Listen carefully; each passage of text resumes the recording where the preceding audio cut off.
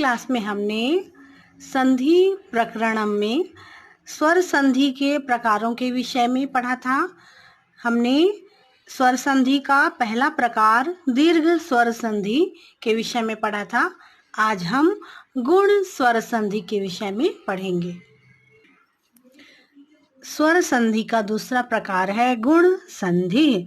यदि अ आ इत्यस्य संयोगः इ उ रि ऋ इत्येतैः सह भवति तदा क्रमशः द्योरेव स्थाने क्रमेण ए ओ अर अल इति भवन्ति।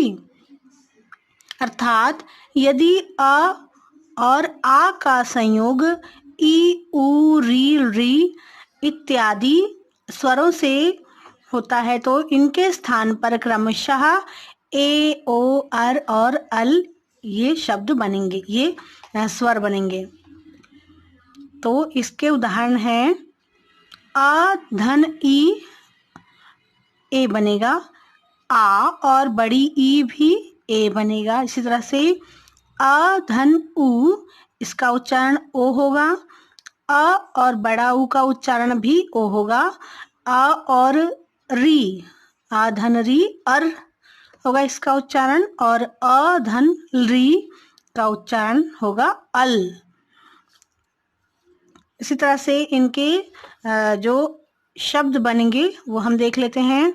नर धन इंद्रः, तो ये अ और ई का संयोग होगा तो ए हो जाएगा, जैसे कि नर धन इंद्र नरेंद्र। रमा धन ईशः, जैसे आ और बड़ी ई का जब संयोग होगा, संधि होगी, तब रमीशः ए हो जाएगा तब भी।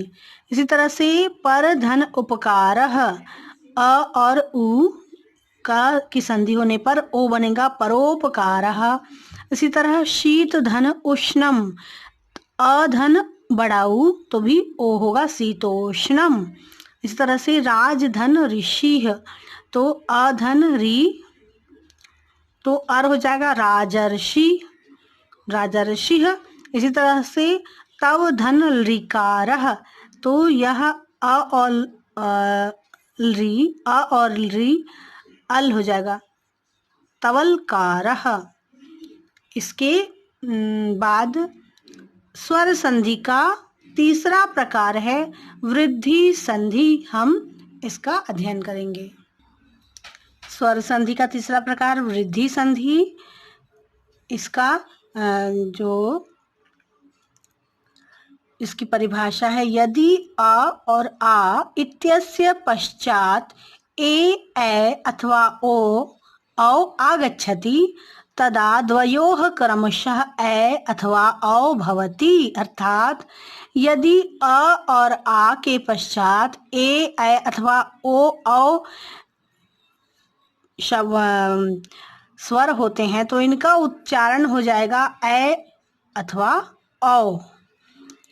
अ और ए हो जाएंगे और आ और ओ औ। तो इसका हम स्वरों का मेल देख लेते हैं क्या होगा। अ धन ए का ए हो जाएगा, अ धन ए, फिर आ धन ए भी ए होगा, अ और ओ औ, और आ और औ ये भी औ होगा। इसी तरह से शब्द के सहायता के साथ देख सकते हैं हम। अत्र धन एकः अत्रैकः, अ और ए अत्रैकः। इसी तरह से सदा धन एव, आ और ए सदैव। राम धन औदार्यम, तो अ और औ रामौ, रामौदार्यम। इसी तरह से महाधन औषधिः, महौषधिः। इस तरह से वृद्धि संधि का जो की परिभाषा हमने देखी और इनसे बनने वाले अनेक शब्द हमने देखे। इनके जैसे ही और भी उदाहरण हो सकते हैं जो आप स्वयं करके देख सकते हैं, बना सकते हैं।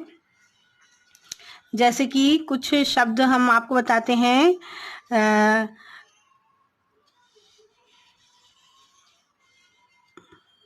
सदा धन एव सदैव, और और भी जो उदाहरण आप स्वयं बनाकर देख सकते हैं, किसी अन्य पुस्तक में भी आपको मिल जाएंगे, या फिर आपकी जो पाठ्य पुस्तक है उससे भी जो आप ढूंढ कर बना सकते हैं। ठीक है, तो आज के लिए इतना ही। अपनी अगली क्लास में हम संधि के स्वर संधि के आगे के प्रकारों को पढ़ेंगे।